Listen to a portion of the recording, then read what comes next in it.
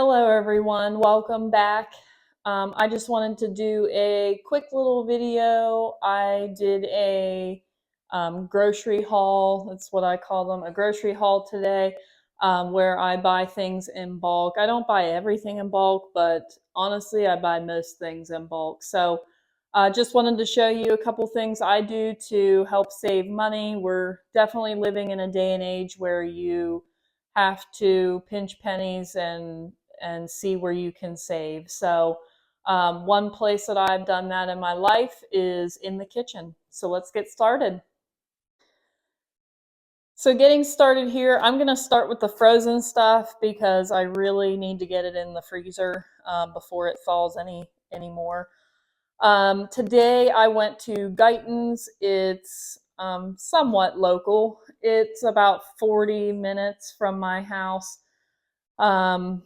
I definitely love Guyton's. They get bulk foods. They're kind of like a Sam's Club, but they just have a variety of things. It's a small little store, but I get a lot of things there. One of the biggest things I like to get there is some of my frozen fruit. I don't get all my frozen fruit there because I do price match. I price shop around. So I can usually get better bang for my buck on some of the fruit from Walmart. But today I got some sliced apples. I've not been able to find these anywhere else thus far. I use a lot of sliced apples. I make all my pie filling with frozen fruit, unless it's in season, of course. But I make all my pie filling with frozen fruit, and I make cobblers, smoothies, even just like thawing fruit and putting a little whipped cream on top for a quick dessert. So I do a lot with frozen fruit. So I got some apples. This is a 5-pound bag and it's $16.75. And then I got some cherries. I've never tried their cherries, but they looked really good. So I'm going to try to make some cherry cobbler and cherry pie with this. So I'm anxious to see. They look really good though. So I'm excited about that. And then I get their cheese tortellini. I use these. Sometimes I make like a pasta salad, and instead of using pasta, I use these. It just adds some extra flavor. It's really, really good. Or just like Alfredo with these and chicken. So this is also a 5-pound bag for $20.99.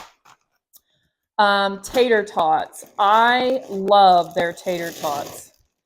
Their tater tots are so good, and also they are very cheap. They are the same price as the Great Value tater tots, but these ones don't fall apart. These ones are just really good. I really like their tater tots. So you get 5 pounds for $9.99. So I got 2 bags because tater tots are a quick and easy meal to go with some hamburgers since we raise our own beef. So just a real quick and easy lunch or dinner for me to throw in. So I'm going to go ahead and package up my frozen stuff, and then we'll get to the rest.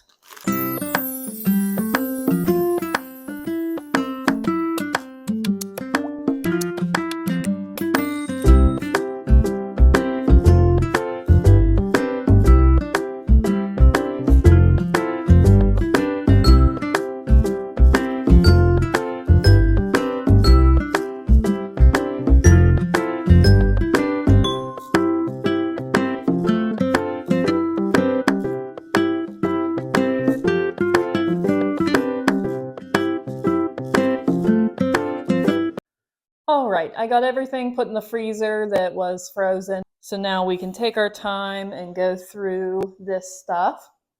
So mainly today, as you can see, it really was a lot of frozen stuff that I was in need of. The other thing I want to point out is from Guyton's, I get all of my noodles from Guyton's. Now, I do home make a lot of my noodles as well, but any of my store-bought noodles come from Guyton's. At Guyton's, you can get these big 10-pound bags of pasta. This 10-pound bag, it is bow tie, the bow tie pasta. and it was $14.99 for 10 pounds. 10 pounds lasts us almost a full calendar year. So it's just my husband and I. And I get pretty much every type of noodle from Guyton's, and it lasts us a year, a 10-pound bag. So that is an extremely good price if you ask me. So I get, and that's really the only place I've been able to find 10-pound bags of noodles.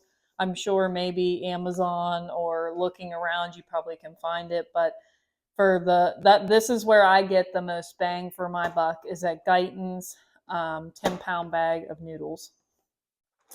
The other thing I actually got this when I was at Rural King, because I've not been able to find it anywhere else.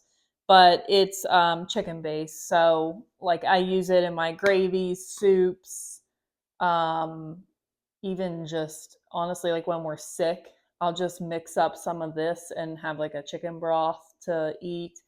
I don't know. I use it in so much. I flavor rice, pasta. I use it in my mashed potatoes to add a little flavor. So I really use this a lot. But I found it at Rural King, and I thought it was a good price, so I went ahead and picked it up. But I did get, they didn't have any beef, so I grabbed some beef base because I'm completely out of beef base from Guyton's. So this was a 1-pound container for $3.99. So that's a really good price. Also, I usually buy all my oats from Guyton's as well. Sometimes when I can't make it to Guyton's, I will buy these at Walmart, but you do get a better bang for your buck there. I would love to find bags of oats instead of buying all these canisters, but for now, this is what we got. And then they had a sale on lime juice. It was 99 cents, so I got 2 of them. I don't use a lot of lime juice, but we are coming into garden season.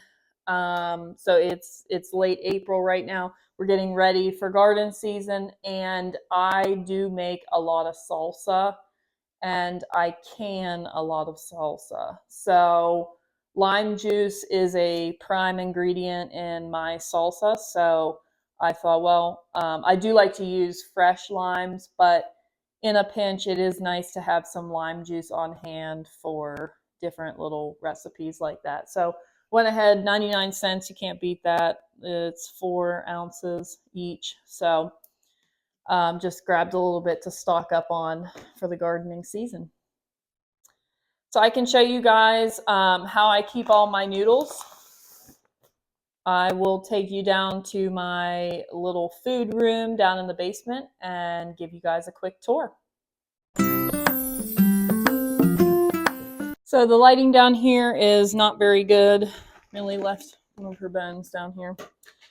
But I did want to just show you, this is how I keep my noodles. So I usually leave them in this package. So like I have my spaghetti and lasagna noodles, my skinny egg noodles, which that bucket feels really light. Yeah, I need to get more of those. My wide egg noodles, elbow noodles, ziti, and so this is how I keep all of my noodles.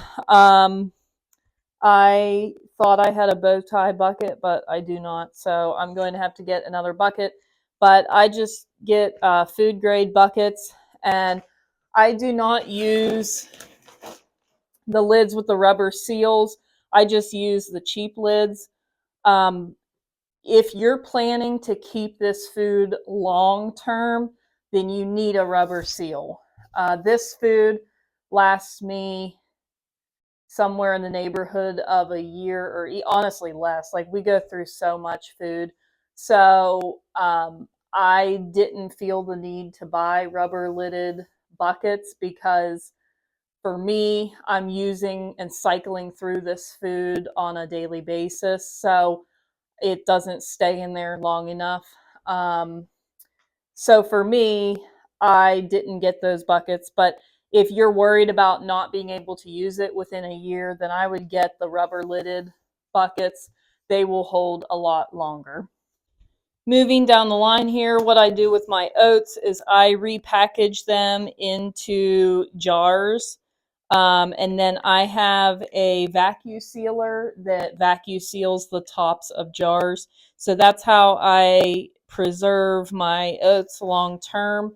These oats I'm not going to be preserving because I am going to be making some oatmeal cream pies here probably this week or next week. And we do eat a lot of oatmeal. So we're probably going to go through this canister within a couple weeks. So it's not worth my time to spend putting it into jars for only a couple weeks. So sometimes when you bulk buy things, you do need to weigh out like when are you going to use this? Is it worth repackaging? Some things I don't repackage if I know I'm going to use all of it within a month or so.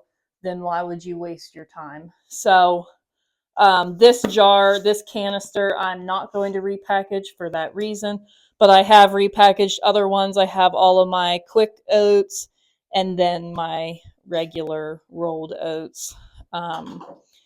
As you can see, I preserve a lot of different things: rice, cornmeal, like caramel bits, Hershey Kisses, popcorn, white chocolate, pecans. There's my vanilla that I made.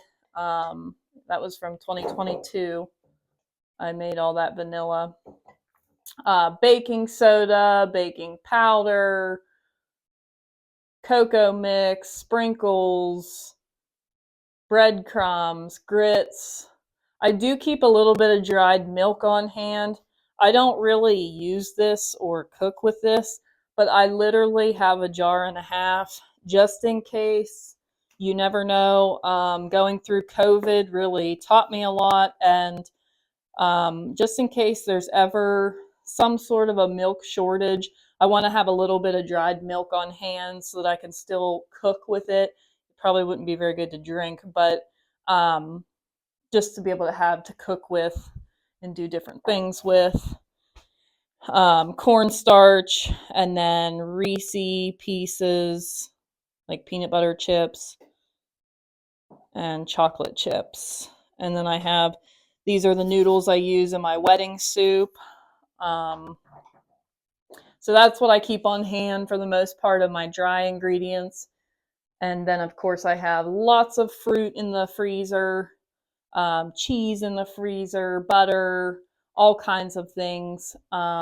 You saw my, what I consider my wet canned food. So everything that's liquidy. For the most part, most of this I grew myself. Um, the carrots I did not. I can carrots when they go on sale at Walmart or Aldi's. I grab some carrots and I can them. I got some olives on a really good deal. I got those from Guyton's. I have some mandarin oranges, pineapple, and then my condiments. I do ketchup, barbecue, and mustard, just to have them on hand. It never hurts to be extra prepared. Of course, the beans are from my garden, the salsa, which we're about out of. That's how you can tell it's almost garden season. That's from my garden. And the whole tomatoes we're about out of. And spaghetti sauce we're actually doing pretty good with, but I have been making a lot of pizzas because I do want to use some of that up so that I can refresh it this summer with my new tomatoes. And of course, our grape jelly. We're down to our last jar. I'm very sad about that. I love homemade grape jelly. And then the pears, and these are actually store-bought peaches. I have not been able to successfully can my own. It seems like something always goes wrong. So I do buy some store-bought ones and recan them. But this year's the year I'm going to do my own canned peaches. Whatever it takes, it's going to happen this year. I keep telling myself that. So I am hoping to put up some really nice peaches this year, and then applesauce. I do make my own applesauce, but this applesauce is actually store-bought because we ran out of our own applesauce. Um, so I did buy some at Guyton's. It's a very good price, and then brought it home and recanned it. So that's just a little tour of my food storage. This is only some of what I have and what I do, but for those of you that want a more detailed video, please let me know. I will be sharing more canning videos and just kind of how I try to do my best in preparing for the year ahead and how to gauge how much of each thing we need and all of that. So please let me know down in the comments if you have any questions or anything that you'd like to share. I'm always open to new ideas and canning new things. As always, thank you for watching, and please make sure to like and subscribe if you haven't already.